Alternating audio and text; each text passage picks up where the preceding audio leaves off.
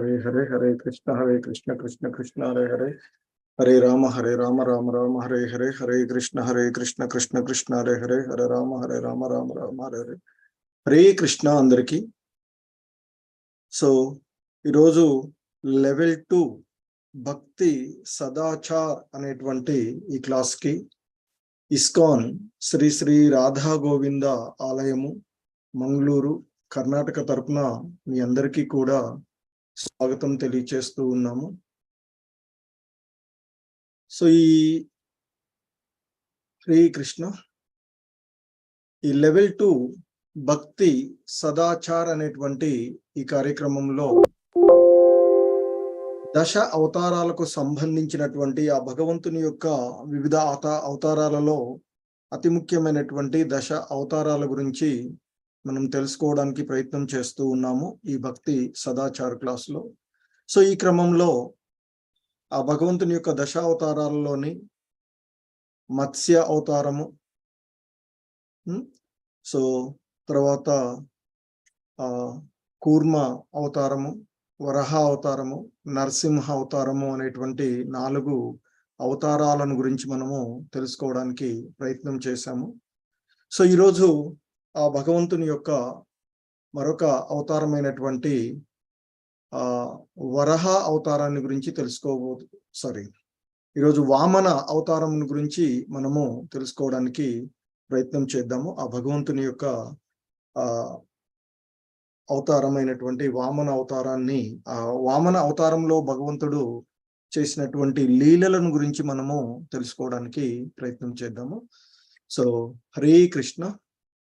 ఈరోజు ఈ క్లాస్ ప్రారంభించుకునే ముందుగా ప్రణామం. మొదటిగా గురు ప్రణామం. ఓం అజ్ఞానతిమిరాంధస్య జ్ఞానాంజన శలాకయా చక్షుర్మిలితం యేన తస్మై శ్రీ గురవే నమః. శ్రీ చైతన్య మనోభీష్టం స్థాపితం యేన భూతలే స్వయం రూపః కదా మహ్యం దదాతి స్వపదాంతికం. వందేహం శ్రీ గురు శ్రీయుత పదకమలం శ్రీ గురూన్ వైష్ణవాంశ శ్రీ రూపం సాగ్రజాతం సహగణ రఘునాథాన్వితం తం సజీవం సాద్వైతం సావధూతం పరిజన సహితం కృష్ణ చైతన్య దేవం శ్రీ రాధా కృష్ణ పాదాన్ సహగణ లలిత శ్రీ విశాఖాన్వితాంశ. నమా ఓం విష్ణుపాదాయ కృష్ణ ప్రేష్టాయ భూతలే శ్రీమతే భక్తి వేదాంత స్వామి ఇతి నామినే. నమస్తే సారస్వతీ దేవే గౌరవాణి ప్రచారిణే నిర్విశేష శూన్యవాది పాశ్చాత్య దేశతారిణే. హే కృష్ణ కరుణా సింధో దీన బంధో జగత్పతే గోపేశ గోపికా కాంత రాధాకాంత నమోస్తుతే. తప్త కాంచన గౌరాంగీ రాధే బృందావనేశ్వరి వృషభానుసుతే దేవి ప్రణమామి హరిప్రియే. వాంఛాకల్పతరుభ్యశ్చ కృపా సింధుభ్య ఏవ చ పతితానాం పావనేభ్యో వైష్ణవేభ్యో నమో నమః. జయ శ్రీ కృష్ణ చైతన్య ప్రభు నిత్యానంద శ్రీ అద్వైత గదాధర శ్రీవాసాది గౌర భక్త బృంద.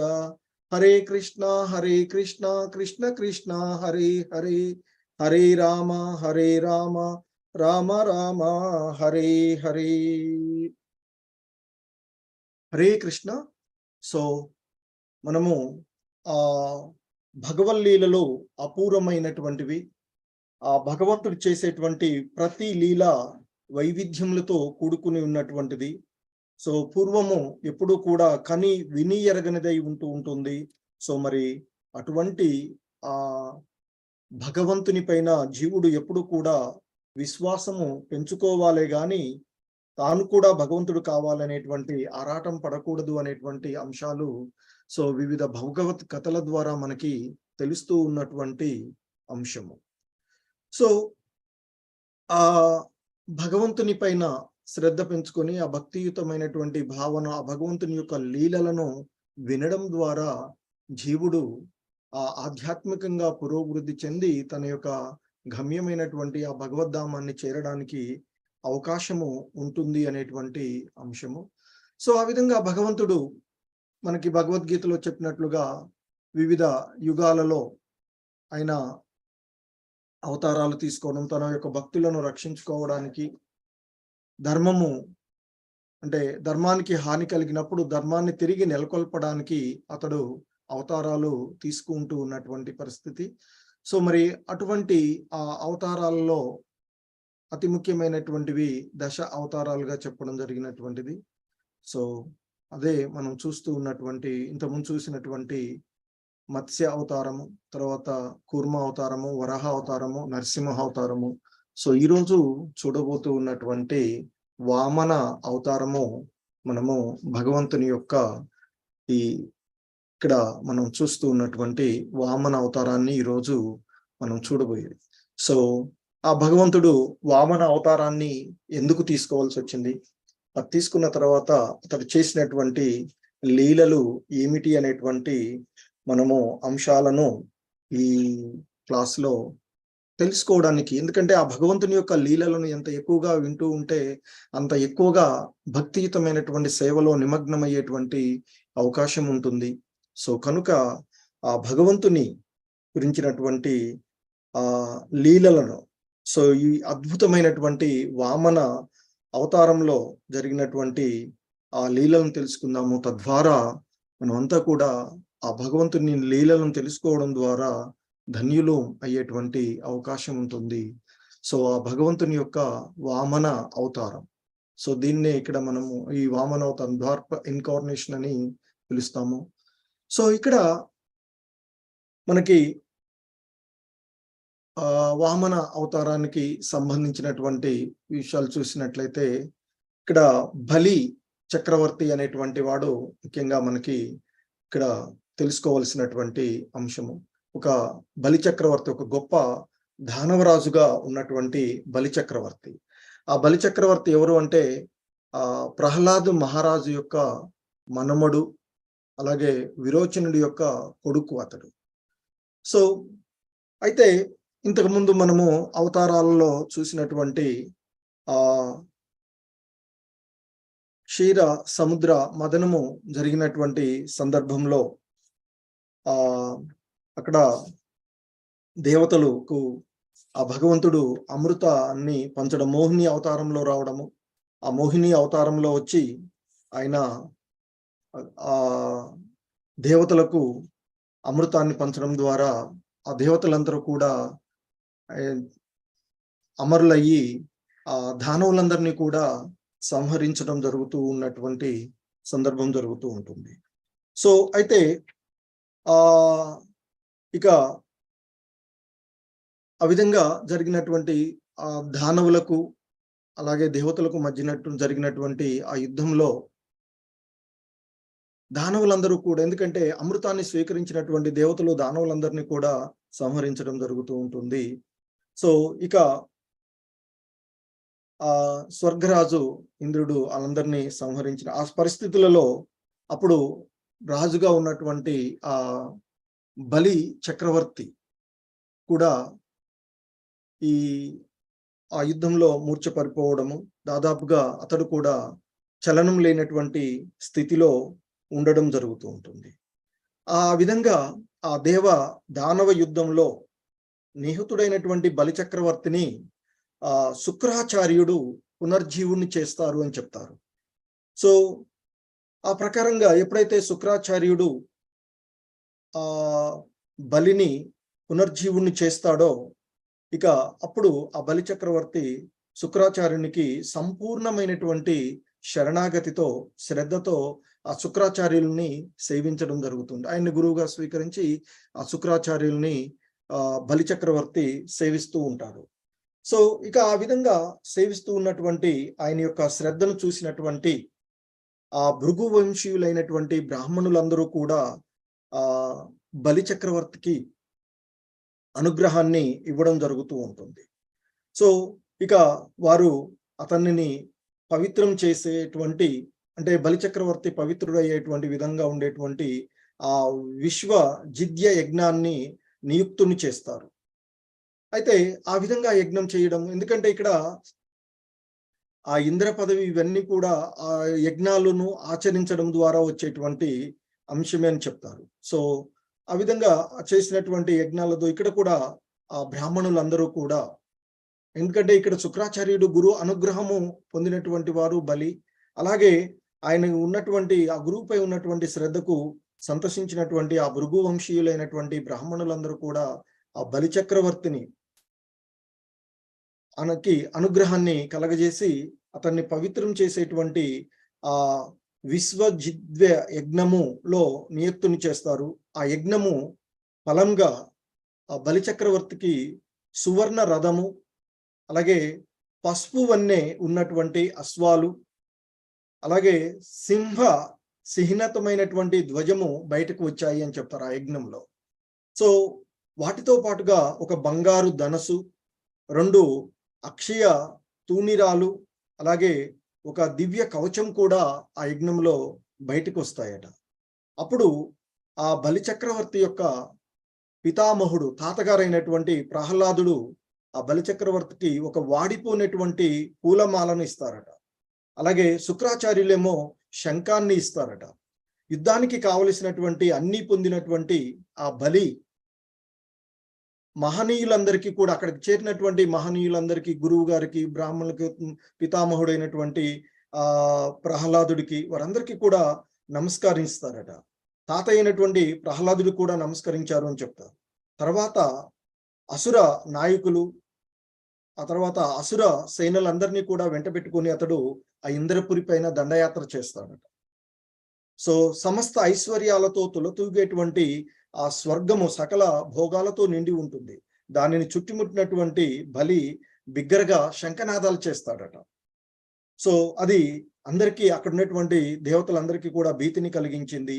ఇంద్రుడు కూడా బలి యొక్క ఉత్సాహాన్ని గ్రహించి ఇక తాను యుద్ధం చేయలేనటువంటి పరిస్థితుల్లో అనుకుని ఆ బృహస్పతి దగ్గరికి, తన యొక్క గురువు అయినటువంటి, ఇక్కడ దానవ గురువు అయినటువంటి శుక్రాచార్యులు, దేవగురువు అయినటువంటి బృహస్పతి, ఆ బృహస్పతి దగ్గరికి వెళ్ళి మరి బలి మళ్ళీ ఎలా ఎందుకంటే మనం అమరత్వాన్ని పొందినటువంటి మనపైకి మళ్ళీ బలి ఎలా సమరోత్సవానికి వచ్చాడు, కారణం ఏమిటి అనేటువంటిది బృహస్పతిని ఇంద్రుడు అడగడం జరుగుతుంది.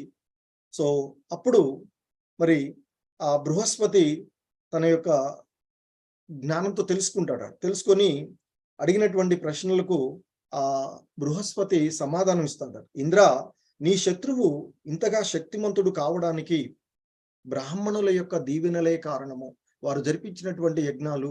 అలాగే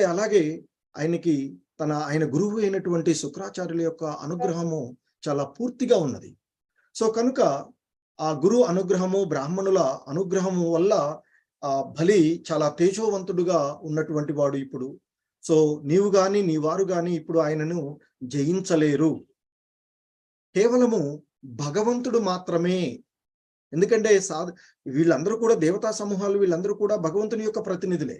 సో కాబట్టి ఆ భగవంతుడు మాత్రమే ఆ బలిని జయింపగలుగుతాడు తప్ప మీరెవరు కూడా ఆయనను ఆ బలి ముందు మీరెవరు కూడా నిలబడలేరు. కనుక మీరు మీ యొక్క శత్రువులైనటువంటి ఆ బలి, అతని యొక్క వాళ్ళ యొక్క పరిస్థితులు తారుమారయ్యేంత వరకు మీరు ఈ స్వర్గాన్ని విడిచిపెట్టిపోండి.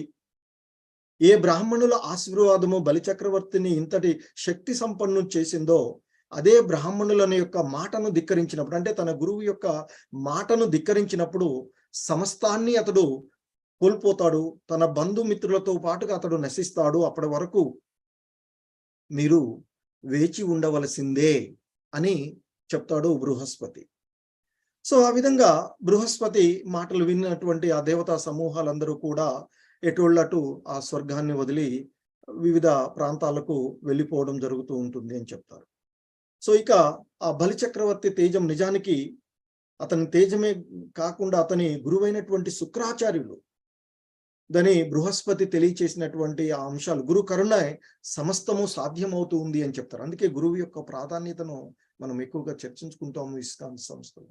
సో కాబట్టి ఈ గురువు యొక్క ప్రాధాన్యతతోనే అతడు, అంటే ఆ బలి చక్రవర్తికి గురువు యొక్క అనుగ్రహం ద్వారా అతడు అంత ప్రకాశవంతంగా ఉన్నాడు. అంటే శుక్రాచార్యుడి యొక్క గురువైనటువంటి శుక్రాచార్యుడి కరుణతోనే సమస్తము కూడా అది అతనికి సాధ్యపడుతుంది అని చెప్తారు. సో ఇక ఆ విధంగా చేసినటువంటి ఇక వీళ్ళు ఆ బృహస్పతి మాటలు విన్నటువంటి దేవతలు చేసేది లేక ఇక వాళ్ళు కామరూపులైనటువంటి ఆ స్వర్గాన్ని విడిచి వెళ్ళిపోతారట. అదేవిధంగా దేవతలు అంతర్ధానం చెందగానే బలిచక్రవర్తి ఆ ఇంద్రపురిని స్వాధీనం చేసుకుంటాడు, అమరావతిని స్వాధీనం చేసుకుంటాడట. చేసుకుని ముల్లోకాలకి అధిపతి అవుతాడు. ఆ సమస్త విశ్వాన్ని జయించినటువంటి తమ ఆయన యొక్క శిష్యుడు బలి పట్ల భృగు వంశీయులందరూ కూడా ఆ బ్రాహ్మణులు అతి ప్రసన్నులైతారట. సో అయ్యి ఉత్సాహంతో అతన్ని ఇక శతాశ్వమేధ యజ్ఞాలు చేయించడానికి చేస్తూ ఉంటుంటారు. ఎందుకంటే ఆ ప్రస్తుతం ఉన్నటువంటి ఇంద్రుడు కూడా అటువంటి 100 యజ్ఞాలు చేశాడు కనుకనే ఆ 100 యజ్ఞాలు చేసినటువంటి వారే ఆ స్వర్గ లోకానికి ఆ పదవిని పొందుతారట. ఇంద్ర పదవిని పొందుతారు అని చెప్తారు. సో బలి కూడా అటువంటి 100 యజ్ఞాలు చేస్తే ఆ స్వర్గంలోక రాజు పదవి స్థిరంగా నిలవగలుగుతుంది అని ఆ భృగువంశీయులందరికీ కూడా అందరూ ఆ బ్రాహ్మణులు ఆయన చేత శతాశ్వత యజ్ఞాలు చేయించారట. ఇక బలి చక్రవర్తి ఆ బ్రాహ్మణ దేశాన్ని పాటిస్తూ ఆ యజ్ఞ నిర్వహణ ద్వారా అతని కీర్తి సకల దిక్కులో కూడా వ్యాప్తి చెందింది అని చెప్తూ ఉంటారు. సో ఇక ఆ బ్రాహ్మణుల యొక్క అనుగ్రహము, గురువు యొక్క అనుగ్రహం ద్వారా ఐశ్వర్యవంతుడు, సమృద్ధి కలిగిన వాడైపోతాడు. సో ఇక ఆ బలి యొక్క ప్రభావంతో ఆ దేవతలందరూ కూడా స్వర్గలోకాన్ని విడిచిపెట్టిపోవడము, ఆ పరిస్థితులలో ఆ దేవతల యొక్క మాత అయినటువంటి అతిథికి మిక్కిలి బాధ కలుగుతుంది. ఎందుకంటే ఇక్కడ వీళ్ళు దేవతలు, దానవులు అందరూ కూడా కశ్యప ముని యొక్క పుత్రులు. సో కశ్యప మునికి ఉన్నటువంటి అతిథి వల్ల వచ్చినటువంటి వాళ్ళు దేవతా సమూహాలుగాను, దితి వల్ల వచ్చినటువంటి దైత్యులు ఈ అసుర సమూహాలుగాను ఉన్నటువంటి వాళ్ళు. సో మరి ఇదంతా జరుగుతున్నటువంటి సమయంలో ఆ కశ్యప్ ముని దీర్ఘకాల సమాధిలో ఉంటాడట. ఇదంతా జరుగుతూ ఉన్నట్టు ఏది బలి చక్రవర్తి స్వర్గాన్ని చేసేటువంటి సమయంలో అతడు దీర్ఘమైనటువంటి సమాధిలో ఉండడం జరుగుతుంటుంది, ధ్యానంలో ఉండడం జరుగుతుంది. దాని తర్వాత అతడు తిరిగి ఆశ్రమానికి ఎప్పుడైతే వస్తాడో వచ్చి ఆ ఆశ్రమంలో వేడుకగా ఆయన వచ్చినటువంటి దానికి వేడుక గాని ఆనందం గాని లేకపోవడాన్ని చూసి ఆ అతిథిని ప్రశ్నిస్తాడట. అప్పుడు అతిథి ఆ కశ్యప మునికి జరిగినటువంటి విషయాలన్నీ కూడా చెప్తుంది. చెప్పి ఇక ఆ భార్య విషాదానికి కారణం తెలుసుకోవడానికి ప్రయత్నం చేస్తా ఆమె అవన్నీ కూడా అక్కడ జరిగినటువంటి ధర్మాలు వాటన్నిటిని గురించి ఆయన చెప్తుందట. సో అయితే ఇక ఆమె చెప్తుంది తన యొక్క భర్త అయినటువంటి కశ్యప మునితో, ఓ పతిదేవ, బ్రాహ్మణోత్తమ, బ్రాహ్మణులు, గోవులు, ధర్మము అందరూ కూడా క్షేమంగానే ఉన్నారు. అంటే ఇక్కడ జరగవలసినటువంటి కూడా సక్రమంగానే జరుగుతూ ఉన్నాయి. కానీ ఇక్కడ ప్రజాపతి అయినటువంటి నీవే మాకు ధర్మ ప్రబోధకు కనుక మా కోరికలు తీరకుండా ఉంటాయా? అన్నీ సక్రమంగానే జరుగుతూ ఉన్నాయి. కానీ నీ తనవు నుండి పుట్టినటువంటి దేవదానవుల పట్ల నీవు సమదర్శివై ఉన్నావు. భగవంతుడు కూడా సకల జీవుల పట్ల సమదర్శి అయి ఉంటాడు.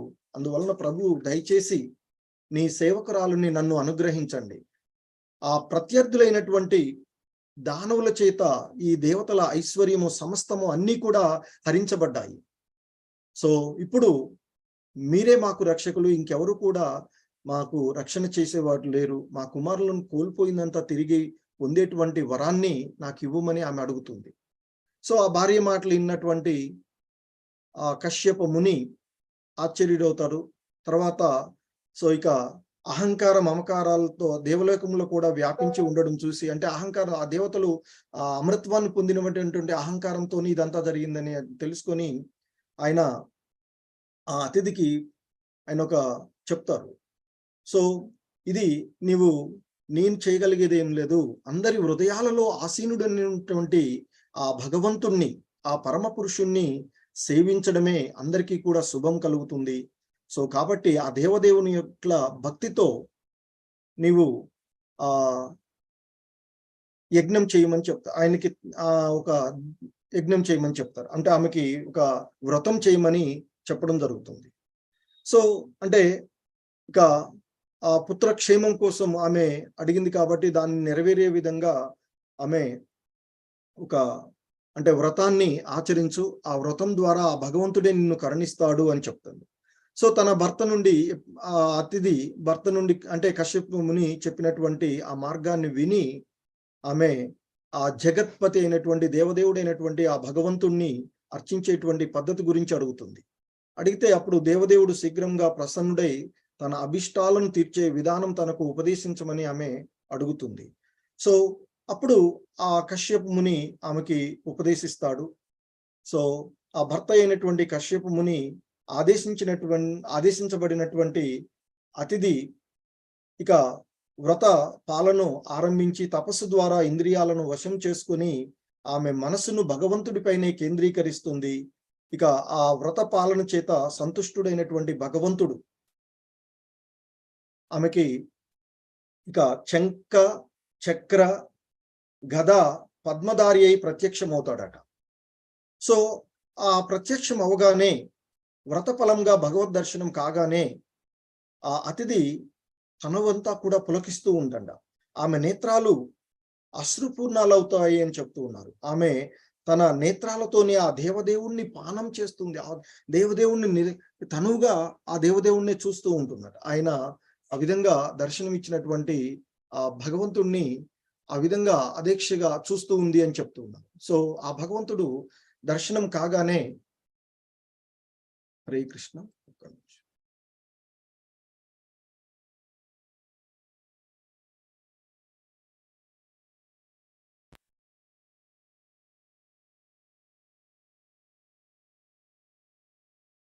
సో ఆ శంఖ చక్ర గద పద్మహస్తుడైనటువంటి ఆ భగవంతుని యొక్క దర్శనం కాగానే ఇక ఆ దేవదేవుణ్ణి తన యొక్క నేత్రాలతోనే ఆయన్ని ఇక పానం చేస్తూ ఉన్నట్లుగా కనిపించింది ఆ అతిథి అని చెప్తూ ఉంటారు. ఓ యజ్ఞేశ్వర, ఓ యజ్ఞ పురుష, ఓ అచ్యుత, శ్రవణ మంగళ నామధేయ, కీర్తిమంతుడ, ఆదిపురుష, ఈశ్వర, తీర్థపాద, ఆపన్న దీన శరణ్య, మా ఎడన కరుణ చూపి ఇప్పుడు శుభం కలగజేయవలసింది. ఓ అనంత, నీవు సంతుష్టుడవైతే బ్రహ్మతో సహా సమానమైనటువంటి ఆయువు, ముల్లోకాలలో కోరిన జన్మము, అనంతమైనటువంటి ఐశ్వర్యము, దీర్ఘ అంటే ధర్మార్థ కామములు, పరిపూర్ణ జ్ఞానము, అష్టసిద్ధులు అన్నీ కలుగుతాయి నీ యొక్క అనుగ్రహం ఉన్నట్లయితే. ఇక శత్రువుల జయం గురించి వేరుగా చెప్పేదేముంది అని ఇక ఆమె ఆ భగవంతుణ్ణి తదేకంగా చూస్తూ ఆయన్ని ఆ విధంగా కీర్తిస్తుందట. సో ఆ దేవదేవుడైనటువంటి సర్వ హృదయాంతరవాసి, జీవుని హృదయంలో ఏ విధంగా ఉన్నదో అతనికి బాగా తెలుసు. సో ఆ హృదయంలో ఆ విరాజమానుడై అతడు స్మృతిని, విస్మృతిని, జ్ఞానాన్ని కలగజేస్తాడు అని చెప్తారు. అదే ఆ జ్ఞానం వల్లనే ఆ అతిథి ఆ భగవంతుణ్ణి ఆ విధంగా కీర్తిస్తూ ఉండిపోయిందని చెప్తున్నారు. సో ఇక అతిథి ప్రార్థనలను సంతసించినటువంటి భగవంతుడు తన మనసులో ఉన్నటువంటి మాటలు చెప్పక ముందే ఇక ఎందుకంటే అందరి హృదయాలలో ఉన్నటువంటి ఆ భగవంతుడు, హృదయస్థ పరమాత్ముడుగా ఉండేటువంటి ఆ భగవంతుడు ఆమె పలికినటువంటి మాటల ద్వారా ఆమెలో ఉన్నటువంటి ఆ విషయాన్ని తెలుసుకొని ఇలా అంటాడట. ఓ దేవమాత, శత్రువులసే సమస్త ఐశ్వర్యాలు కోల్పోయి స్వస్థానచ్యులైనట్టి నీ పుత్రుల క్షేమం గురించి నీవు ఆలోచిస్తున్నావు. నీ పుత్రులు స్వర్గరాజ్యాన్ని తిరిగి పొందాలి అని వారితో కలిసి నీవు నన్ను అర్చించాలని కోరుతున్నట్లు నాకు తెలుస్తుంది. ఓ సురమాత, ఇప్పుడు అసురులు అజేయులై ఉన్నారు. వారికి బ్రాహ్మణుల యొక్క దీవెనలు మెండుగా ఉన్నాయి. కాబట్టి వారిపై పరాక్రమము చూపించడము సుఖకరము కాబోదు. అయినా నీవు నన్ను వ్రతాచరణ చేత సంతుష్టిని చేశావు కనుక నేను నీకు ఏదో ఒక ఉపాయాన్ని ఆలోచిస్తాను. నా అర్చన ఎప్పుడు కూడా వృధా కాదు అని ఆ కశ్యపుముని చేసిన తపస్సు కారణంగా నీవు చేసిన వ్రతఫలంగా నేను నీకు పుత్రుడినై ఇతర పుత్రులను రక్షిస్తాను అంటూ ఆ అతిథికి ఆ భగవంతుడు ఆ ఆమెకి వరమిస్తాడట. ఎందుకంటే ఆమె చేసే కశ్యపుముని కూడా గొప్ప తపస్సు చేసినటువంటి వాడు, ప్రజాపతి. అలాగే ఈ అతిథి తన భర్త అయినటువంటి కశ్యపుముని చెప్పినటువంటి ఆ నియమాలను పాటిస్తూ ఆమె వ్రతం చేసినటువంటిది.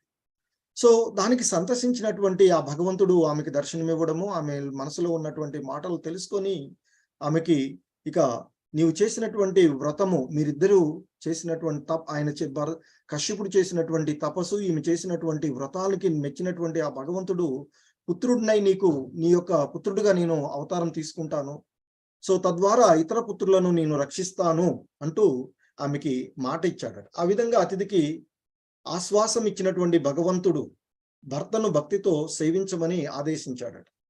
సో అమోఘ దృష్టి కలిగినటువంటి కశ్యపుడు ఆ భగవంతునిలో భగవదంశ ప్రవేశించింది అని తెలుసుకున్న తర్వాత ఆ భగవంతుని యందే లగ్నమైనటువంటి చిత్తంను కలిగినటువంటి ఆ కశ్యప్ ముని ఆ వీర్యాన్ని అతిథి గర్భంలో ప్రవేశపెట్టడము, ఇక ఆ కశ్యప అతిథి దంపతులకు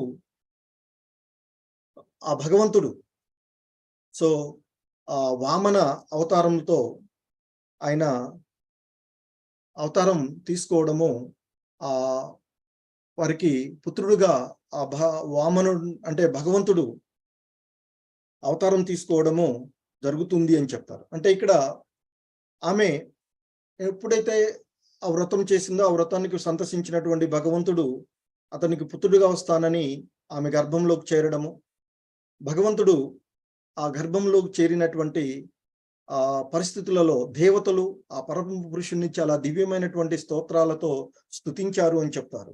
ఇక స్వర్గాధిపత్యాన్ని కోల్పోయినటువంటి దేవతలందరికీ కూడా అతడే ఏకైక ఆశ్రయము అని వారందరూ కూడా విన్నవించారట.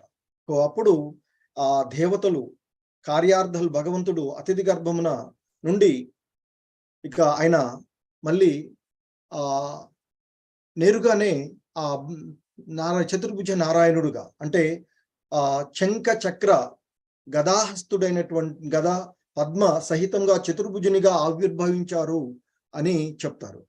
సో సాధారణంగా మనం చూసుకున్నట్లయితే ఇదంతా కూడా భగవంతుని యొక్క లీల. ఏ సాధారణమైనటువంటి జీవి కూడా ఆ విధంగా ఈ శంఖ చక్ర గదా పద్మాల సహితంగా ఆ తల్లి యొక్క గర్భం నుండి ఆయుధ సహితుడై రావడం అనేటువంటిది సాధ్యం కాదు. అది దేవదేవుడైనటువంటి ఆ భగవంతుడికి మాత్రమే సాధ్యమైనటువంటి అంశము. సో ఇక ఆ విధంగా ఆ తల్లి గర్భం నుండి ఆయుధ సహితంగా జన్మించినటువంటి ఆ భగవంతుడు పీతాంబరధరి అయి ఉన్నాడు. అంటే పసుపు వస్త్రాలను ధరించి ఉన్నటువంటి వాడట. చెవులకు మకర కుండాలతోనూ, తలపై ఆ మణి ఖచ్చిత కిరీటంతోనూ, యజ్ఞోపవీతంతోనూ, పాదపద్మాలయందు గజ్జలతోనూ, కంకరాభరణ కరకంకణాలతోనూ, మెడలో కౌస్తభ మణితో అతడు ఆవిర్భవించగానే ఆ కశ్యప ముని యొక్క గృహమంతా కూడా వెలుగుతో నిండిపోయింది అని చెప్తూ ఉంటారు. సో ఆ భగవంతుడు ఆ విధంగా వారింట్లో ఆ కశ్యప ముని అతిథి యొక్క గృహంలో ఆ భగవంతుడు ఆవిర్భవించగానే ఆ గృహమంతా కూడా దేదీప్యమానంగా వెలిగిపోయిందట. సో ఆ భగవంతుని యొక్క ఆవిర్భావంతో సకల లోకాలలో ఉన్నటువంటి జనులంతా కూడా ఆ జనులు యొక్క మనసులన్నీ కూడా శాంతించాయి. ఎందుకంటే అందరూ కూడా విపరీతమైనటువంటి పరిస్థితులలో, దానవులు ఆ ముల్లోకాలను జయించి ఉన్నటువంటి పరిస్థితులలో వాళ్ళంతా కూడా శాంతించాయట, వాళ్ళ యొక్క మనసులన్నీ కూడా. సో ఇక దేవతలు, గోవులు, బ్రాహ్మణులు, పర్వతాలు ఆనందపూర్ణాలు అయ్యాయి అని చెప్తారు. అంటే ప్రకృతి అంతా కూడా పులకించిపోయింది అని చెప్తున్నారు. సో ఆ రోజు శ్రావణ ద్వాదశి అంటే భాద్రపద శుక్ల పక్ష ద్వాదశి అని చెప్తారు. అభిజిత్ లగ్నము. అప్పుడు సూర్యుడు మొదలుకొని శనిగ్రహం వరకు కూడా అన్ని ఔదార్య పూర్ణాలు అయ్యాయి అని చెప్తారు. సో భగవంతుడు ద్వాదశి తిథి యందు జన్మించాడు. అప్పుడు సూర్యుడు ఆకాశం మధ్యలో ఉన్నాడట. సో ఆ ద్వాదశి ఆ విధంగా ద్వాదశి విజయ నామంతో ప్రసిద్ధి చెందింది అని చెప్తూ ఉన్నారు. సో ఇక ఎప్పుడైతే ఆ విధంగా భగవంతుడు ఆవిర్భవం ఇంచాడో అక్కడ ఉన్నటువంటి అందరూ కూడా సంతసించి, దేవతలు వాళ్ళందరూ కూడా ఇక సంతసించినటువంటి ఆ పరిస్థితిలో అందరూ కూడా హర్షాన్వితులై చూస్తూ ఉండగానే ఆ శంఖచక్ర గదా పద్మహస్తుడై ఉన్నటువంటి ఆ భగవంతుడు వామన రూపుడుగా మారిపోయాడట వెంటనే.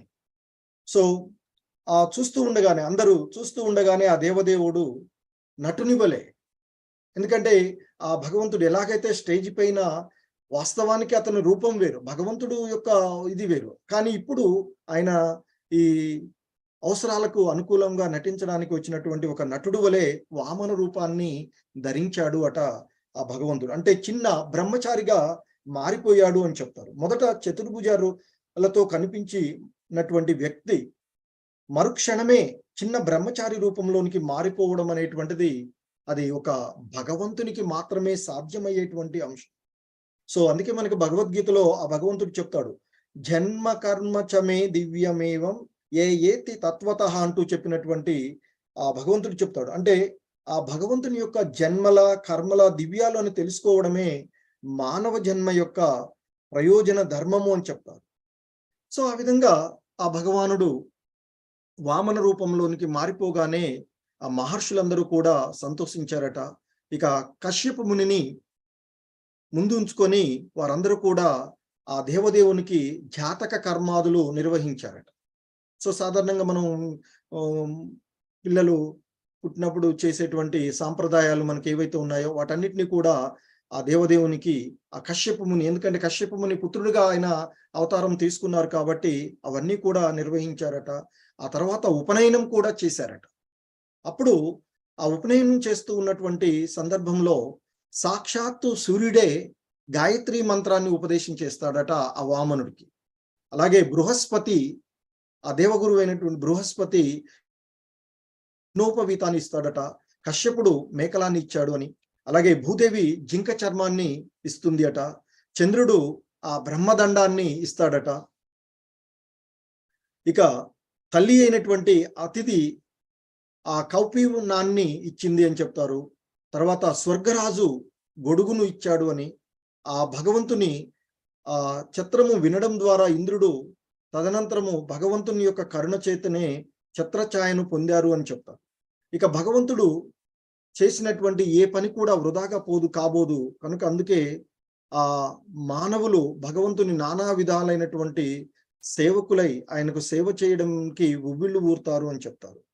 ఇక ఆ బ్రహ్మదేవుడు ఆయన యొక్క ఆ యజ్ఞోపవీతం చేస్తూ ఉన్నటువంటి సమయంలో వామనుడికి కమండలాన్ని ఇచ్చారు అని చెప్తారు. ఇక సప్త ఋషులు ఎవరైతే ఉన్నారో వాళ్ళు కుశగ్రాసాన్ని ఇచ్చారు అని, సరస్వతి మాత ఆయనకి రుద్రాక్షి మాలను ఇచ్చింది అని, కుబేరుడేమో ఆ భిక్ష పాత్రను ఇచ్చారు అని, ఇక ఆ శివ పార్వతి అయినటువంటి ఆ భగవతీదేవి ఎవరైతే ఉన్నారో ఆ పార్వతీదేవి తొలిసారిగా ఆ అక్కడ ఇది ఉపనయనం చేస్తూ ఉన్నటువంటి సందర్భంలో తొలి భిక్ష ఇచ్చినటువంటి పార్వతి మొదటిగా తొలి భిక్ష ఇచ్చింది అని చెప్తారు. సో ఆ విధంగా ఆ బ్రహ్మ తేజస్సుతో వెలుగుతూ ఉన్నటువంటి బ్రహ్మర్షులంతా కూడా అక్కడ ఉపస్థితులై ఉన్నారు. కానీ ఆ శ్రీ వామన దేవుడు తన సౌందర్యంతో అందరినీ కూడా అతిశయించారు. అక్కడ ఎంతెంతో మంది గొప్పవాళ్ళు ఉన్నప్పటికీ కూడా వారందరికీ కొంటే కూడా ఇక్కడ వామనుడు వారందరినీ కూడా అతిశయించి వారందరికంటే కూడా దేదీప్యమానంగా, ఎందుకంటే దేవాది దేవుడు, ఆ దేవాది దేవుడే వామనుడుగా మారారు కనుక ఆయన దేదీప్యమానంగా వెలుగుతూ ఉన్నారు అని చెప్తారు. సో ఎందుకంటే ఆయనే దేవదేవుడు. సో పరాశురముని చెప్పినట్లుగా సంపూర్ణమైన ఐశ్వర్యము, సంపూర్ణమైన బలము, సంపూర్ణమైనటువంటి యశస్సు, సంపూర్ణమైన సౌందర్యము, సంపూర్ణమైన జ్ఞానము, సంపూర్ణ వైరాగ్యము అనేటువంటి 6 విభూతులను సమగ్రంగా కలిగినటువంటి వాడే దేవదేవుడు. సో మరి అటువంటి ఆ భగవంతుడు ఆయన అవతరించినప్పుడు ఆ విభూతులన్నింటినీ ఒకేసారి ప్రదర్శించవచ్చు, ప్రదర్శించకపోవచ్చు. కృష్ణ భగవానుడిగా ఆయన అవతారం తీసుకున్నప్పుడు ఆయన అన్ని విభూతులను ప్రదర్శించినటువంటి వాడు. సో కానీ ఇక్కడ వామనుడుగా ఆయన వచ్చినప్పుడు చెప్తున్నారు ఇక్కడ మనకి. సో శ్రీమద్ భాగవతంలో చెప్పబడినట్టు అన్ని విభూతులను ఒకేసారి ప్రదర్శించకపోవచ్చు. సో ఆ అవతార ప్రయోజనం ప్రకారంగా ఒక్కొక్క విభూతిని ఆయన ప్రదర్శిస్తూ ఉంటారు అని చెప్తారు. సో ఆ భగవంతుడు ఇక్కడ వామన రూపుడుగా వచ్చినప్పుడు తన యొక్క సౌందర్య విభూతిని సమగ్రంగా ప్రదర్శించారు అనేటువంటి విషయాన్ని ఇక్కడ చెప్తూ ఉన్నారు. సో కనుకనే ఆ సౌందర్యానుభూతి ప్రదర్శనకు అక్కడ ఉన్నటువంటి వాటిలో ఇంకా ఇంతకుముందు సౌందర్య అవతారాల్లో మనకి వచ్చినటువంటి భగవంతుని యొక్క అవతారాల్లో మోహిని అవతారము, బలరామ అవతారం కూడా ఆ సంపూర్ణమైనటువంటి విభూతుల వచ్చినటువంటిదిగా చెప్తారు. సో ఇక ఆ విధంగా వచ్చినటువంటి ఆ వామనుడు ఇక ఎప్పుడైతే ఆ ఉపనయనము అన్ని అయిపోతున్నాయో, ఆ బ్రహ్మచారిగా ఆయన తీసుకున్నటువంటి ఇక అక్కడి నుంచి సెలవు తీసుకుని ఆ ఇక బలి యజ్ఞాలు నిర్వహిస్తూ ఉన్నటువంటి, అంటే ఇక్కడ తర్వాత భృగువంశీయులైనటువంటి బ్రాహ్మణుల యొక్క నేతృత్వంలో బలి చక్రవర్తి అశ్వమేధ యజ్ఞమును నిర్వహిస్తూ ఉన్నాడని తెలిసి ఆ దేవదేవుడు అక్కడికి వెళ్ళాడట. ఎందుకంటే ఆయన యొక్క అవతారం యొక్క ముఖ్య ఉద్దేశం కూడా అదే కదా. ఆ బలి చక్రవర్తి నుండి ఆ దేవతలకు రాజ్యాన్ని తిరిగి ఇవ్వడము అనేటువంటిది ఆయనకు ఉండేటువంటి, ఆయన అవతారం యొక్క, వామన అవతారం యొక్క ముఖ్య ఉద్దేశ్యము. సో ఇక వామన దేవుడు ఆ ప్రదేశానికి వెళ్ళగానే యజ్ఞంలో నియుక్తులై ఉన్నటువంటి, ఎందుకంటే ఎంతో సంపూర్ణమైనటువంటి సౌందర్య అవతారంగా భగవంతుడు వామన అవతారంలో ఉన్నారు. అక్కడికి వెళ్ళగానే ఆ యజ్ఞంలో నియుక్తులైనటువంటి బ్రాహ్మణులందరూ కూడా ఆ సాక్షాత్తుగా సూర్యుడే చెంతన అవతరించినట్లుగా అనిపించిందట వాళ్ళకి. అంత దేదీప్యమానంగా వెలుగుతూ ఉన్నటువంటి ఆ వామనుడు అక్కడికి వెళ్ళారట. ఆ విధంగా వామన దేవుని యొక్క తేజం ముందు ఆ బలిచక్రవర్తితో పాటుగా అక్కడ ఋత్విక్కులు, అంటే ఆ యజ్ఞం నిర్వహిస్తూ ఉన్నటువంటి, అలాగే ఆ సదస్సులు తేజోహీనమైపోయినాయట. అంతకుముందు ఆ యజ్ఞం అంతా కూడా ఎంతో తేజోవంతంగా అక్కడ ఉన్నటువంటి ఋత్వికులు వాళ్ళందరూ కూడా ఉన్నారు. ఎప్పుడు కూడా మనం చూస్తాం, ఉన్నటువంటి ఒక వస్తువు దగ్గరికి అంతకంటే గొప్పది ఇంకోటి వస్తే అది హీనం అవుతుంది. సో ఇక్కడ ఎప్పుడైతే వామనుడు రూపంలో భగవంతుడు అక్కడికి వెళ్ళారో, అక్కడ ఉన్నటువంటి ఋత్వికులు, అక్కడ ఆ సదస్సులు అన్ని కూడా తేజోహీనమయ్యాయంట. ఆ సూర్య తేజంతో వెలుగొందుతున్నటువంటి వటువును చూసిన వారందరూ కూడా సూర్యదేవుడో, అగ్నిదేవుడో, సనత్ కుమారుడో యజ్ఞాన్ని వీక్షించడానికి అక్కడికి వచ్చారని తలిసారట. ఎందుకంటే ఆయన అంత ప్రకాశవంతంగా ఆ వామనుడు ఉన్నప్పుడు వారిని చూసి సూర్యుడో లేదా ఈ వీళ్ళంతా అగ్నిదేవుడు వీళ్ళందరూ అక్కడికి ఆయన ఈ యజ్ఞాన్ని చూడడానికి వచ్చారా అనేటువంటి భావనతో ఉన్నారట. ఆ యజ్ఞ ప్రాంగణంలో ఉన్నటువంటి వాళ్ళందరూ కూడా తమలో తాము ఏవో ఒక ఊహాగానాలు చేసుకుంటారు. అంటే ఇంతటి ప్రకాశవంతమైనటువంటి సంపూర్ణమైనటువంటి సౌందర్యాన్ని ప్రదర్శిస్తూ ఉన్నటువంటి ఆ భగవంతుడు అక్కడికి రావడానికి చూసినటువంటి వాళ్ళు వివిధ రకాలుగా ఊహించుకుంటూ ఉన్నారు అని చెప్తూ ఉంది.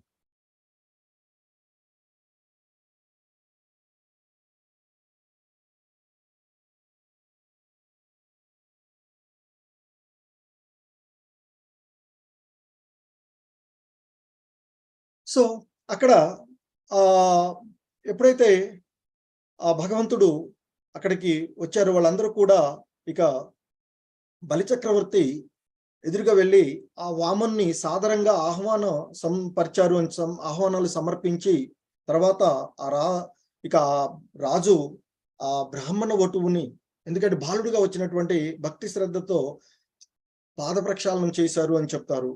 ఇక ఆ జలాన్ని తన శిరస్సు పైన చల్లుకున్నాడు అట. చల్లుకుని భక్తియుతమైనటువంటి విధానాన్ని సంపూర్ణంగా తెలిసినటువంటి వాళ్ళలో, భక్తులలో బలి కూడా ఒకడు. కనుకనే ఆ విధంగా ఆ బ్రాహ్మణుడు అక్కడికి రాగానే ఎదురుగా వెళ్ళి సాధారణంగా ఆహ్వానపరచడము, అతనికి అతని యొక్క పాదాలను జలంతో కడగడము, ఆ కడిగినటువంటి జలాన్ని తనపైన చల్లుకోవడము, అవన్నీ కూడా ఆ భక్తులు ప్రదర్శించేటువంటి అన్ని లక్షణాలు కూడా అతనికి ఉన్నాయి. కనుక ఆ బలి చక్రవర్తి ఆ వినయంతో వామన్ని ఆ విధంగా స్వాగతం పలికారు అని చెప్తూ ఉన్నారు. సో ఇక భక్తుడు అయినటువంటి ఆ బలి చక్రవర్తి సో ఈ విధంగా చెప్తున్నాడు, పిలుస్తున్నారు, ఆయన్ని సంబోధిస్తున్నాడట. ఆ నియమాలు తెలిసినటువంటి వాడు ఆ బలి చక్రవర్తిని ఈ విధంగా సంబోధిస్తున్నాడట. బలి చక్రవర్తి ఆ వామనుణ్ణి, ఓ బ్రాహ్మణ, స్వాగతం, సుస్వాగతం. నేను నీకు ఏ విధంగా సేవ చేయవలసి ఉంది? ఆనతి ఇవ్వవలసిందిగా నేను మిమ్మల్ని వేడుకుంటున్నాను. నీవు సాక్షాత్తుగా బ్రహ్మర్షుల తపోరూపమని నేను భావిస్తూ ఉన్నాను. సో ఇక్కడ ఈ బ్రాహ్మణులు వీళ్ళందరూ చేసినటువంటి, ఆ బ్రహ్మర్షులు చేసినటువంటి, బ్రాహ్మణ ఋషులు చేసినటువంటి ఆ తపోరూపంగా నేను భావిస్తూ ఉన్నాను. నీ రాకతో మా పితృదేవతలు సంతృప్తులయ్యారు, మా గృహము, వంశము పావనమయ్యాయి. నీ సన్నిధి చే మేము నిర్వహిస్తూ ఉన్నటువంటి యజ్ఞం కూడా పరిపూర్ణమైనదయ్యా. నీ ప్రాత ప్రక్షాళిత జలంతో తడిసిన నేను పాప విముక్తుడిని అయ్యాను. ఆయన యొక్క పాదాలను కడిగిన తర్వాత ఆ జలాన్ని నేను చదువుకున్నాడు కదా. సో నేను పాప విముక్తుడయ్యాను నీ పాదాలతో తడిసినటువంటి జలాన్ని చల్లుకోవడం ద్వారా. ప్రభు, నీ పాద పద్మ ధూళి చేత ధరాతలమే పునీతమైంది. బ్రాహ్మణ బాలిక, నీవేదో యాచించడానికే ఇక్కడకు వచ్చినట్లు కనిపిస్తూ ఉన్నది. నీకేది కావాలంటే దానిని అడుగు. అంటే ఇక్కడ ఆ యజ్ఞం దగ్గరకు వచ్చాడు కదా బ్రాహ్మణుడు. బ్రాహ్మణులు ఎప్పుడు కూడా యాచించడానికి వస్తారు అనేటువంటిది సాధారణమైనటువంటి విషయం.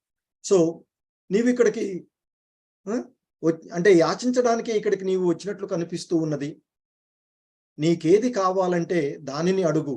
గోవులను, బంగారము, సకల వస్తు భరితమైనటువంటి ఇల్లు, రుచికరమైనటువంటి అన్నపానీయాలు, లేదా వివాహం చేసుకుంటానంటే బ్రాహ్మణ కన్య, లేదా సమృద్ధమైనటువంటి గ్రామాలు, అశ్వాలు, ఏనుగులు, రథాలు, ఏది కోరితే అది నా నుండి నేను ఇవ్వగలను అనేటువంటి భావంతో, ఎందుకంటే ముల్లోకాలను జయించి సర్వసంపన్నుడు ఐశ్వర్యాలతో ఉన్నటువంటి భావనతో ఉన్నటువంటి వాడు ఇక్కడ బలిచక్రవర్తి.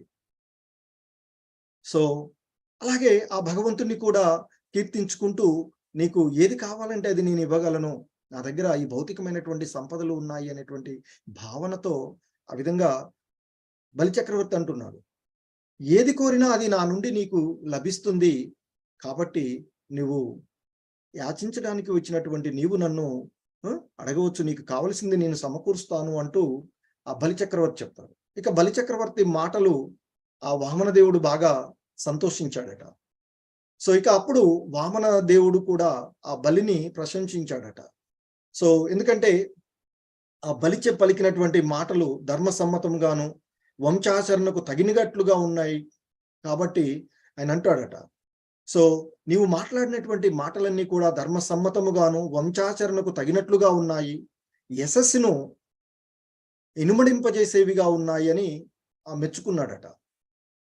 ఎందుకంటే ప్రాణాన్ని అడిగిన దేవతలకు దానంగా చేసినటువంటి విరోచనుని పుత్రుడైనటువంటి బలిచక్రవర్తి ఎంతో మహానీయుడని వామనుడు కీర్తించారు. ఎందుకంటే ఆయన ప్రహ్లాదుడు కొడుకు అయినటువంటి విరోచనుడు.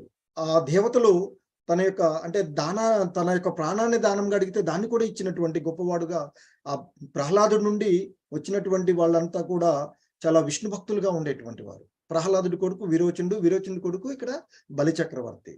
సో కాబట్టి అంటే ఇక్కడ అంటున్నాడు, ప్రాణాన్ని అడిగిన దేవతలకు దానిని దానం చేసినటువంటి విరోచనుని పుత్రుడైనటువంటి బలిచక్రవర్తి ఎంతో మహనీయుడు అని వామనుడు కీర్తించాడట. ఇంకా పలుకుతూ, రాజా, నీవు నిజంగా పరమోదారుడివి, ఏది కోరినా ఎంత కోరినా నీవు నాకు ఇవ్వగలవు. అయినా నాకు అదంతా ఏమవసరమయ్యా, నువ్వు అడిగినటువంటి దాన్ని నేనేది కోరను. అవసరమైన దానికంటే ఎక్కువ దానాన్ని స్వీకరించినటువంటి బ్రాహ్మణుడు పాపంలో చిక్కుకుంటాడు. కనుక నాకు అవసరాల కంటే ఎక్కువ ఏమీ అవసరం లేదు. సో కాబట్టి మరి అలా అవసరం కంటే ఎక్కువ నేను అడిగినట్లయితే నేను కూడా పాపాల్లో చిక్కుకుంటాను. కనుక నాకు ఏది ఎక్కువ అవసరం లేదు. కనుక నా పాదాలతో 3 అడుగుల నేలను మాత్రమే నేను అడుగుతున్నాను అంటూ ఆ బలిచక్రవర్తిని అడిగాడట వామన దేవుడు. ఎప్పుడైతే ఆ విధంగా పలికాడో ఆ 3 అడుగుల నేలను ఆ వామనుడు అడిగినటువంటి ఆ మాటలకు ఆ బలిచక్రవర్తి, ఇక ఈ వామనుడు మాట్లాడినటువంటి మాటలకు బలిచక్రవర్తి నవ్వుకున్నాడట. సో అటువంటి కోరిక వివేకహీనమైనదని అన్నాడట. సమస్త ద్వీపాన్ని అడిగినా ఇవ్వడానికి నేను సిద్ధంగా ఉన్నాను. తీయని మాటలతో తనను ప్రసన్నం చేసి ఇప్పుడు కేవలము 3 అడుగుల నేల అడగడము పరిహాస్పదంగా దానవరాజు అన్నాడట. ఆ బలిచక్రవర్తి అన్నాడట, ఇంత గొప్ప మాటలు మాట్లాడినటువంటి బ్రాహ్మణుడు నీవు, మరి ఇంత గొప్పవాళ్ళుగా ఉన్నటువంటి మా వంశం గురించి చెప్పావు, మరి చెప్పినటువంటి నీవు ఇంత చిన్న అల్పమైనటువంటి కోరిక కోరుతూ ఉన్నావేమిటి? సో ఇలా ఇది సరైనటువంటిది కాదు. ఒక్కసారి దానం అడిగితే తిరిగి జన్మలో యాచించ అవసరమే కలగని దాన్ని నువ్వు అడగవచ్చు అని ఆ బలిచక్రవర్తి అన్నాడు. అప్పుడు వామనదేవుడు బలిచక్రవర్తితో ఇలా అంటాడట, రాజా, ఇంద్రియ నిగ్రహం లేని వానికి ముల్లోకాలలో ఉన్నటువంటి ఇంద్రియ ప్రీతికరమైనటువంటి అన్నీ లభించినా అతడు తృప్తి పొందలేడు. సో ప్రారబ్ధ వశంగా లభించిన దానితో మనిషి తృప్తి చెందాలి. తాను చేసుకున్నటువంటి కర్మానుసారంగా తనకు వచ్చిన దాంతోనే తృప్తి చెందాలి తప్ప ఈ ముల్లోకాలలో ఉన్నటువంటి ఆ ఇంద్రియ ప్రీతికరమైనటువంటి ఏది ఇచ్చినా అతడు ఉన్నటువంటి వాడు తృప్తి పొందడు. సో ఎందుకంటే అసంతృప్తి ఎన్నడూ సుఖాన్ని కలగజేయదు. కాబట్టి ఇంద్రియం నిగ్రహం లేనటువంటి వాడు ముల్లోకాలను పొందిన సుఖభాగుడు కాలేడు. కాబట్టి నాకు 3 అడుగుల నేల మాత్రమే చాలు, అది నీవు నాకు అనుగ్రహించు అని మళ్ళీ అన్నాడట ఆ వామన దేవుడు. సో ఇక ఏం చేస్తాడు, సరే నీ ఇష్టం అని పలికి బలిచక్రవర్తి ఆ వామనుడు కోరినటువంటి వరాన్ని ఇచ్చినట్లు తెలపడానికి జలపాత్రను తీసుకున్నాడట. కానీ ఆ వామన దేవుడి యొక్క అసలు రహస్యం తెలిసినటువంటి ఎవరున్నారు ఇక్కడ, ఆ బలిచక్రవర్తి గురువు అయినటువంటి ఆ శుక్రాచార్యులు ఉన్నారట. సో శుక్రాచార్యుడు అది తెలుసుకుని వెంటనే ఆ కార్యానికి అడ్డుపడ్డాడట. శుక్రాచార్యుడు బలిచక్రవర్తికి గురువు. తన శిష్యుని యొక్క క్షేమాన్ని వాంఛించినటువంటి వాడైనటువంటి ఆ గురువు నెమ్మదిగా దగ్గరికి వెళ్ళి, వామన, నీ ఎదుట ఉన్నది సాక్షాత్తు విష్ణువే. దేవకార్యాన్ని చేయడానికే అతడు ఇక్కడికి వచ్చాడు. ముందు వెనుక ఆలోచించకుండా 3 అడుగుల నేల ఇస్తానని వాగ్దానం చేసి సంకట పరిస్థితిని కోరి తెచ్చుకున్నావయ్యా నీవు అని ఆ శుక్రాచార్యులు అన్నాడట. ఇది అసురులకు గొప్ప హానిని కలగజేస్తుంది. ఈ దానవులందరికీ ఇది చాలా హాని కలగజేసేటువంటి అంశము బలి అని గురువైనటువంటి ఆ శుక్రాచార్యులు బలిచక్రవర్తితో అన్నాడట. ఈ వరంతో ఆ విష్ణువు ముల్లోకాలను ఆక్రమిస్తాడు. 3 అడుగులు అడుగుతున్నావు అనుకుంటున్నావు నువ్వు, ఈ పేరుతో ఆయన ముల్లోకాలను ఆక్రమిస్తాడు. అప్పుడు నీవెక్కడికి పోతావయ్యా? ముల్లోకాలు, ఇప్పుడు నీవు ముల్లోకాలకు అధిపతిగా నీవు ఉన్నావు. మరి అటువంటి ముల్లోకాలను ఆ విష్ణువు ఆక్యుపై చేస్తాడయ్యా. బాలుడిలాగా ఉన్నాడు అనుకుంటున్నావు నువ్వు. మరి నీ జీవితం ఎట్లా సాగుతుంది? అయినా నీవు అతని వరాన్ని పూర్తిగా కూడా నెరవేర్చలేవు. ఎందుకంటే నీవు ముల్లోకాలు ఇచ్చిన 3 అడుగులు అతని యొక్క 3 అడుగులకు సమానం కాదు. అప్పుడు నీ యొక్క ప్రతిజ్ఞా భంగము వలన నీవు నరకానికి పోవలసి వస్తుంది. సో కాబట్టి నీకు ఒక మార్గం చెప్తాను నేను. స్త్రీని వర్చపరచుకోవడంలో, లేదా పరిహాసాలలో, లేదా వివాహాలలో, లేదా జీవికను సంపాదించడంలో, ప్రాణ సంకటంలో, ఆ గో బ్రాహ్మణుల రక్షణలో, శత్రువు నుండి ఎవరినైనా రక్షించడానికి అసత్యం ఆడడం అనేటువంటిది నింద కాదు.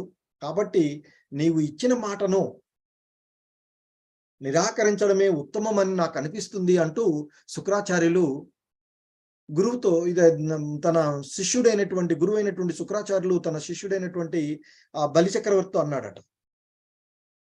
ఇంకా ఆ సమయంలో ఆ శుక్రాచార్యులు ఎన్నో ధర్మసూత్రాలను కూడా చెప్పాడట. ఇక ఆ విధంగా గురువు గారు చెప్పినటువంటి ధర్మసూత్రాలన్నీ కూడా విన్నటువంటి బలిచక్రవర్తి కొంతసేపు మౌనంగా ఉన్నాడట. ఆ తర్వాత అన్ని ఆలోచించి కూడా చివరికి గురువాజ్ఞను ధిక్కరించడానికే నిర్ణయించుకొని ఇక ఆయనకి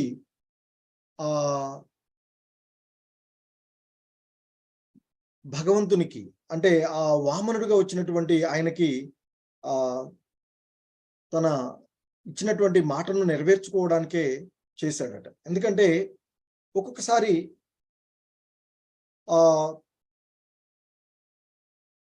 గురువు చెప్పేటువంటి విషయాలలో ఏదైనా సరైనది అనిపించకపోతే దాన్ని ఉల్లంఘించడంలో ఎటువంటి దోషం లేదు అని భావించి, ఎందుకంటే ఇచ్చిన వాగ్దానాన్ని భంగం చేసే విధంగా గురువు చెప్పినటువంటి ఉపదేశాలు ఉన్నాయి.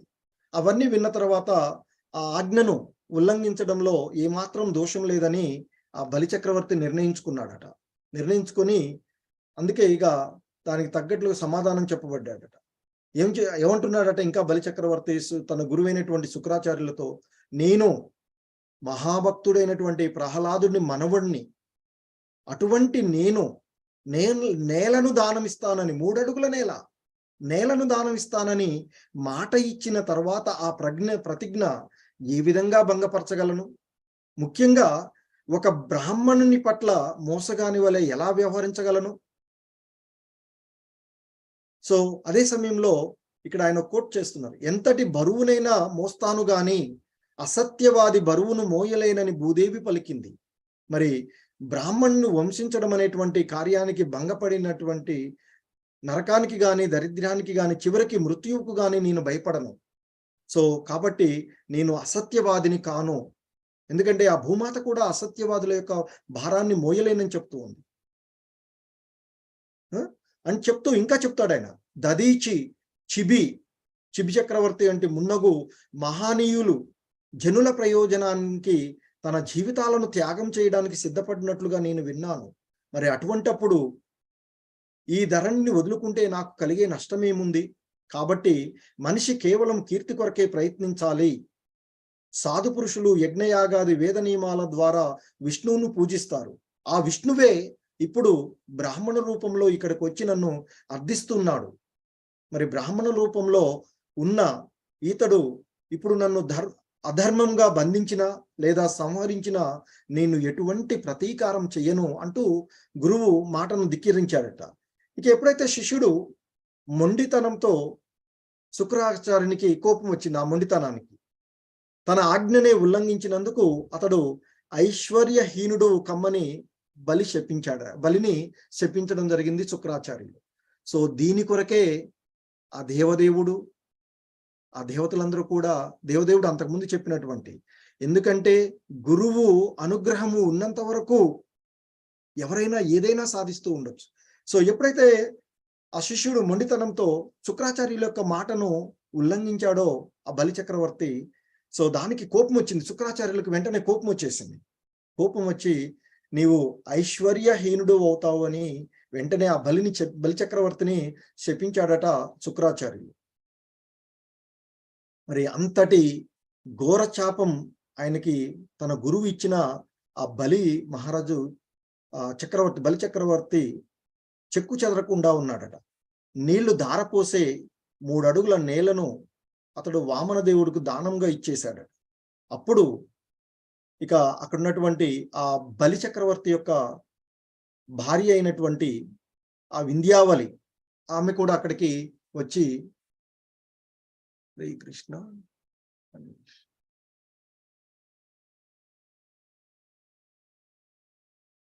సో ఆ నీళ్లు ధారపోసి ఆయనకి 3 అడుగుల నేల ఇస్తాను అని చెప్పడము. సో ఆ తర్వాత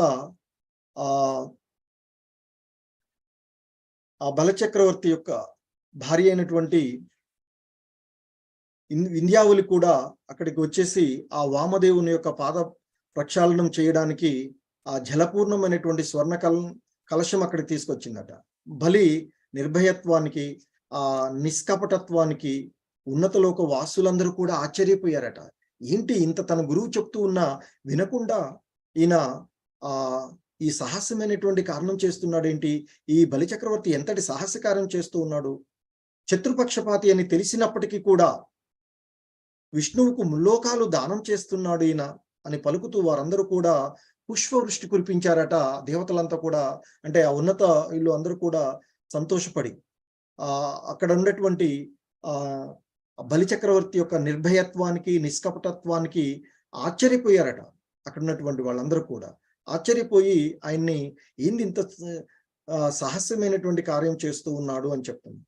సో బలి చక్రవర్తి వామనునికి 3 అడుగుల నేలను దానం చేశాడట. అప్పుడు ఇక వామనుడు వెంటనే తన శరీరాన్ని పెంచాడట. సో ఇది మనం చాలా చిన్న క్లాసులలో కూడా చదువుకున్నాం. వింతింతై వటుడింతై అంటూ చదువుతాం. సో ఎప్పుడైతే ఆ చిన్న బాలుడుగా ఉన్నటువంటి ఆ వామనుడు సో చాలా పెద్దగా తన యొక్క దేహాన్ని, సో వెంటనే తన శరీరాన్ని అనంతంగా పెంచాడు. ఇక అంతం లేనటువంటి విధంగా, సో మనం ఆ భగవంతుని యొక్క విశ్వరూపాల్లో ఇది కూడా చెప్పుకుంటాం, అంతంగా పెంచాడట. భూమి, సకల లోకాలు, ఆకాశాలు, దిక్కులు, విశ్వబిలాలు, సముద్రాలు, పశుపక్షాదులు, మానవులు, దేవతలు, ఋషులు, విశ్వంలోని సమస్తము తన దేహంలో విమిడిపోయేటట్లుగా వామనుడు పెరిగిపోయాడట.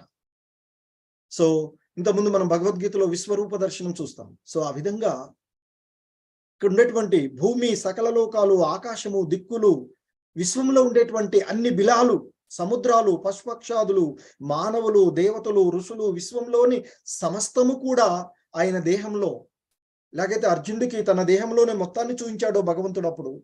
సో ఆ విధంగా ఇమీడియట్లుగా వామనుడు పెరిగిపోయాడట. ఆ విధంగా అనంతంగా పెరిగిపోయినటువంటి వామనదేవుడు ఒక్క అడుగుతో ఈ భూమండలాన్ని అంతటినీ కూడా తన శరీరంతో, ఆకాశాన్ని, భుజాలతో అన్ని దిక్కులను ఆక్రమించాడట. తర్వాత రెండవ పాదంతో స్వర్గాన్ని ఆక్రమించాడు అని చెప్తున్నారు. అప్పుడు అతని పాదము ఆ స్వర్గంలోనికి పైకి అలా విసిరినప్పుడు ఆ ఊర్ధ్వంగా విస్తరించి మహర్లోకము, జనలోకము, తపోలోకము, చివరికి సత్యలోకాన్ని కూడా దాటడం వల్ల ఇక మూడవ పాదానికి అనుమాత్రమైనటువంటి స్థానం కూడా మిగలలేదట.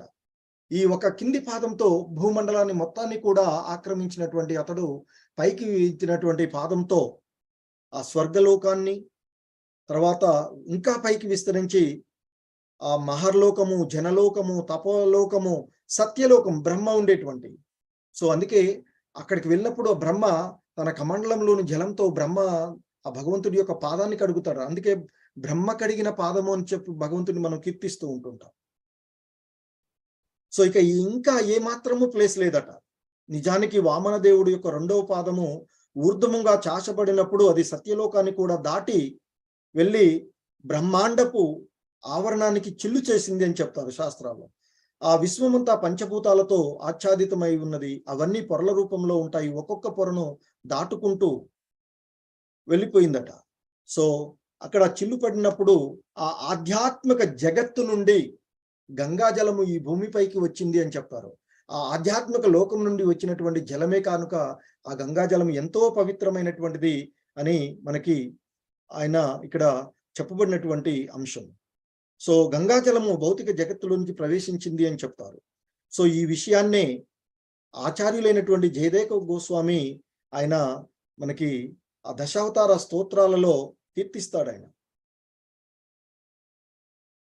పద నక నీరజనిత జన పావన అని దశావతార స్తోత్రాల్లో ఆయన కీర్తించేటువంటి. అంటే వామన దేవుడు బ్రహ్మాండానికి చిల్లు చేసిన కారణంగానే పతిత జీవులను పావనం చేసేటువంటి గంగా నది ఈ భౌతిక జగత్తులోనికి వచ్చింది అని చెప్తారు. సో భగవంతుని లీలలు ఇంత అద్భుతంగా ఉంటాయి అనేటువంటిది ఇక్కడ చెప్పబడినటువంటి అంశం. సో ఇక ఆ విధంగా వాటిని విని, ఆ భగవంతుని యొక్క లీలలను విని వాళ్ళు భక్తి పారవశ్యంతో మునిగిపోతారు అనేటువంటి చెప్తారు. సో ఇక ఆ భగవంతుడు ఆ ఊర్ధ్వంగా ఒక పాదాన్ని, తర్వాత ఆ చేసినప్పుడు బ్రహ్మదేవుడు తన యొక్క కమండల జలంతో దాన్ని అభిషేకించాడు. ఆ జలమే అలాగే ఆధ్యాత్మలోకంలో వచ్చినటువంటిది గాను ఆ జలం. తర్వాత ఇక ఆ వామన దేవుడు సర్వవ్యాపక రూపాన్ని ధరించి ఆ రూపం ఏదైతే ఉందో దాని నుంచి ఉపసంహరించుకొని సాధారణమైనటువంటి వటువు రూపంలోకి వచ్చిపోతాడట. అప్పుడు సకల లోకాలలో ఉన్నటువంటి అందరూ కూడా, లోకాలలో ఉండేటువంటి జనులందరూ కూడా ఆ దేవదేవుణ్ణి అర్చిస్తారట. వాటందరూ కూడా స్తుతులు చేశారు అని చెప్తారు. జయ జయ ధ్వనులు చేశారు, నృత్యగానాలు చేశారని, దుందుబులు మోగించారు అని, అందరి పరమోత్సవాలతో విజయోత్సవంలో పాల్గొన్నారు అని. కానీ ఆ విజయోత్సవాలను చూసినటువంటి దానవులు సహింపరానిదిగా అయిందట వాళ్ళకి. ఎందుకంటే విష్ణు దేవతల పక్షపాతిగా వచ్చినటువంటి. సో ఇక ఆ విష్ణువు కపట రూపంలో వచ్చి తన ప్రభువుని నుండి సమస్తాన్ని హరించాడు అని ఆ దానవులంతా నిప్పులు చెరిగారట. తమ ప్రభువు యజ్ఞదీక్షలో ఉన్నందున నిత్యనిష్ఠుడు, సత్యవాదై నిలిచి ఉన్నాడు అని ఆ బలిచక్రవర్తిని వాళ్ళు అనుకుంటూ, ఇక కనుక విష్ణువు నువ్వు వధించేటువంటి బాధ్యత తమదేదని భావించి వాళ్ళు శూలాలు, ఖడ్గాలు వాటిని ధరించి ఆ వామనుడిపైకి రావడానికి ప్రయత్నం చేశారట. ఆ సమయంలో ఆ విష్ణు పార్శ్వదులు నవ్వి వారిని నిరోధించారు అని చెప్తారు. సో ఇక ఆ విధంగా ఇక అప్పుడు బలిచక్రవర్తి చెప్తారు, ఈ సమయం మనకి సరిగా లేదు, అనుకూలంగా లేదు, కనుక మీరు ఇక వేచి ఉండవలసిందే అని చెప్పేసి బలిచక్రవర్తి ఆ దైత్యులందరికీ కూడా చెప్తాడట. వాళ్ళందరూ కలిసి ఆ రసాతలానికి వెళ్ళండి అని చెప్పేసి పంపిస్తారట. ఇంకా అప్పుడు ఆ సమయంలో పక్షిరాజు అయినటువంటి గరుడు వచ్చి ఆ విష్ణువు యొక్క అభీష్టం మేరకు ఆ బలిని వర్ణపాశంతో బంధించి వేస్తాడట. సో అది చూసినంతట అన్ని దిక్కుల అహంకారాలు చెలరేగాయి. సమస్తాన్ని కోల్పోయినటువంటి హరే కృష్ణ ఆ బలి కాంతిహీనుడయ్యారు అని చెప్తారు. అదే అదునుగా ఆ వామనుడు అతనితో ఈ విధంగా అన్నాడట. మళ్ళీ ఇక ఎందుకంటే 2 అడుగులే అయిపోయింది, ఇంకా మిగిలి ఉంది, ఇవ్వాల్సిన ఇంకొక అడుగు మిగిలి ఉంది. ఓ దైత్యరాజా, నాకు నీవు 3 అడుగుల నేల ఇస్తానని ప్రతిజ్ఞ చేశావు, కానీ 2 అడుగులతోనే నేను సమస్త విశ్వాన్ని ఆక్రమించాను. ఇక 3వ అడుగు నేను ఎక్కడ ఉంచాలో చెప్పవలసింది. సో ఒక్క పాదంతో నేను భూలోకాన్ని, నా శరీరంతో ఆకాశాన్ని, సమస్త దిక్కులను ఆక్రమించాను. నీ ఎదుట 2వ పాదంతో ఊర్ధ్వలోకాన్ని ఆక్రమించాను. ప్రతిజ్ఞ నెరవేర్చని వానికి నరకవాసము తప్పదు. కనుక నీ గురువు ఆజ్ఞను అనుసరించి పాతాళ లోకానికి వెళ్ళి అక్కడ వసించు. మాట ఇచ్చిన తర్వాత యాచకునికి సక్రమంగా దానము ఇవ్వని నీవు వాడవు స్వర్గం పొందుట లేదా అభిష్టము బయటపడ్డ మాట అటుంచి నిశ్చయంగా నరకంలో పడతావు. నీవు మాట తప్పుతావు కనుక కొంతకాలము నరకంలోనే ఉండు అని అంటాడట. సో కానీ ఆ బలిచక్రవర్తి స్థిర సంకల్పుడు. అందుకే తన వాగ్దానాన్ని త్రోసిపుచ్చక అతడు వామనదేవునితో ఇలా అంటాడట. ఓ సురవర్య, ఉత్తమ శ్లోక, నేను నా మాట తప్పను. అందుకే నీ 3వ పాదాన్ని నా శిరస్సుపై ఉంచవలసిందిగా నేను నేను నిన్ను వేడుకుంటున్నాను అని చెప్తారు. అపవాదులకు నేను ఎంతగా భయపడతానో అంతగా ఐశ్వర్యమును హరింపబడను వల్ల నారకీయ జీవనము వలన దారిద్ర్యం కారణంగా నేను నీ దండన చేత భయపడను. సో నా పితామహుడైనటువంటి ప్రహ్లాదుడు నీ భక్తుల చేత, అంటే నీ యొక్క భక్తులచే సదా మహనీయుడై ఉన్నాడు. సో దైవవశమునే నేను బలవంతంగా నీ పాద పద్మాల చెంతకు చేరాను. ఐశ్వర్యహీనుడునయ్యాను. సో జనుల యొక్క మాయ కారణంగానే ఈ జీవితము నశ్వరమని తెలియకపోతూ, అంటే ఈ జీవితము అశాశ్వతమని తెలుసుకోలేకుండా పోతున్నారు. కేవలము దైవవశమునని నేను ఆ పరిస్థితి నుండి బయటపడ్డాను. సో కాబట్టి నీవు ఆ 3వ పదాన్ని నా నెత్తిన పెట్టమని ఆ బలిచక్రవర్తి వామనుడు. అంతలోనే ఆ సాధు జనవంద్యుడైనటువంటి ప్రహ్లాదుడు కూడా అక్కడికి వస్తాడట. బలిచక్రవర్తి తన పితామహును చూసి నేత్రాలు అశ్రుపూర్ణాలు కాగా కేవలం శిరస్సు ఉంచి, ఎందుకంటే బంధించబడి ఉన్నాడు పాశుహస్త్రంతో. సో ఇక ఆయనకి ఆ భగవంతుడికి అంటే మాట ఇచ్చిన తర్వాత అంతలోకినే తన తాతగారు అక్కడికి రాగానే శిరస్సు ఉంచి నమస్కారం చేస్తాడట. సో ఇక ఆ తర్వాత ఒక్కొక్కళ్ళు కూడా ఆ వామనదేవుని దేవతలు వాళ్ళందరూ కూడా స్తుతిస్తారట. సో వారి ముందు ఆ బలి చక్రవర్తి పట్టపురాణైనటువంటి వింధ్యావళి భగవంతుని స్తుతిస్తూ, ఓ దేవా, నీ లీలల కొరకే నీవు జగత్తును సృష్టించినప్పటికీ అల్పబుద్ధులైనటువంటి మూర్ఖులు తమ భోగార్థమై దానిపై వారు స్వామిత్వాన్ని ప్రదర్శిస్తూ ఉంటారు. మిథ్యా స్వామిత్వంతో వారు సిగ్గు విడిచిన వారై నేనే దాతను, నేనే భోక్తను అని పలుకుతూ ఉంటారు. వారు సృష్టి స్థితి లయకారుడు అయినటువంటి నిన్ను ఏ విధంగా సేవించగలరు? ఎందుకంటే తన భర్త ఎంతో గొప్పగా తానేదో ఇస్తాను అనేటువంటి భావంతో, ఇదంతా కూడా మిథ్యా అహంకారం వల్లనే జరుగుతుంది అని ఇక్కడ ఆమె కూడా, ఆ బలిచక్రవర్తి భార్య కూడా భగవంతుడిని కీర్తించడం మొదలుపెట్టింది. సో ఇక ఆ తర్వాత అక్కడికి వచ్చినటువంటి బ్రహ్మదేవుడు ఆ వామన దేవుణ్ణి స్తుతిస్తూ, బలిచక్రవర్తి నువ్వు అన్నట్లుగా దండించడానికి అర్హుడు కాదయ్యా అని ఆయనకి వామనుడితో చెప్తారట. అతన్ని వెంటనే విడుదల చేయమని ప్రార్థిస్తాడు. ఎందుకంటే అతడి యొక్క ఆ గరుడు ఆ వర్ణపాశంతో బంధించేశాడు కదా, అతన్ని విడుదల చేయమని ప్రార్థిస్తాడు వామనుడిని. సమస్తాన్ని అర్పించినట్టి అతనికి బంధన దుఃఖము కలగడము సమంజసం కాదు అని, ఎందుకంటే ఆయన నువ్వు అడిగినటువంటి సమస్తాన్ని ఇచ్చాడు, మరి అటువంటి వాడిని బంధించడం సరైనటువంటి కాదు కదా అని బ్రహ్మ వామనుడితో అంటారట, వామదేవునితో. సో బ్రహ్మ పలుకులకు సంతసించినటువంటి వామనుడు నవ్వుతూ అభిప్రాయాన్ని ఈ విధంగా తెలియజేశాడట. ఓ బ్రహ్మదేవ, మూర్ఖుడు భౌతిక ఐశ్వర్యంతో ఎవరిని గౌరవింపక చివరకు నన్నే తిరస్కరిస్తాడు. అటువంటి వానిపై ప్రత్యేక అనుగ్రహం చే అతని సంపత్తులను నేను హరిస్తాను. సో ఆ మూర్ఖులు ధిక్కారం కారణంగానే వారి యొక్క సంపదలను నేను తీసుకుంటాను. సకల జీవులలో మానవ జన్మ ఉత్కృష్టమైనటువంటి ఉన్నతమైనది.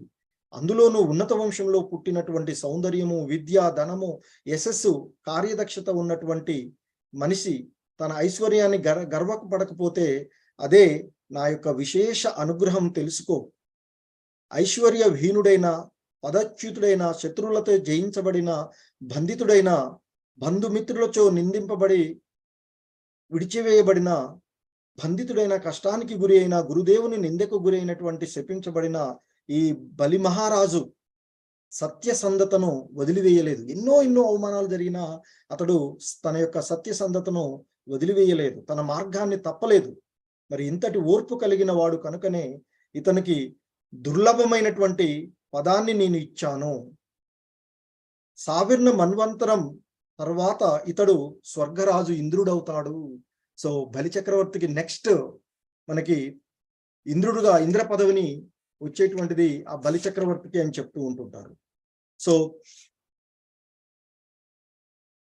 సో ఆ విధంగా స్వర్గరాజు ఇంద్రుడు అవుతాడని, ఆ ఇంద్ర పదవిని పొందేటువంటి అర్హత అతనికి ఇస్తున్నాను అని ఆ విశ్వకర్మ చేత నిర్మితమైనటువంటి, అప్పటిదాకా కూడా అంటే ఆ ఇంద్ర పదవికి ఇప్పుడున్నటువంటి ఇంద్రుడి యొక్క పదవి కాలం అయిపోయేంత వరకు కూడా విశ్వకర్మ చేత నిర్మితమైనటువంటి సుతల లోకంలో తన వారితో కూడి వసిస్తాడు. ఆ లోకాన్ని నేను ప్రత్యేకంగా రక్షిస్తాను. నా రక్షణలో ఇతనికి శారీరక, మానసిక క్లేశముల అలసట, పరాభవము, ఇతర కలతలనేవి ఏవి కూడా ఉండవు అంటూ ఆ వామనదేవుడు బ్రహ్మతో పలుకుతారట. సో పలికి ఆ బలి చక్రవర్తిని ఉద్దేశించి పలుకుతూ ఈ విధంగా అంటాడట, ఓ బలిరాజా, దేవతలైన అభిలషించేటువంటి సుతల లోకాన్ని వెళ్ళి నీ యొక్క బంధుమిత్రులతో హాయిగా జీవించు, సుఖం కలుగుగాక. అక్కడ లోకపాలురై ఉన్న నిన్ను జయించలేరు ఎవరు కూడా. దానవులైన వారు కూడా నీ ఆజ్ఞను ఉల్లంఘిస్తే నా చక్రాయుధం వారిని సంహరిస్తుంది. నేను సర్వదా నీ చెంత ఉండి నిన్ను అన్ని విధాలా రక్షిస్తాను.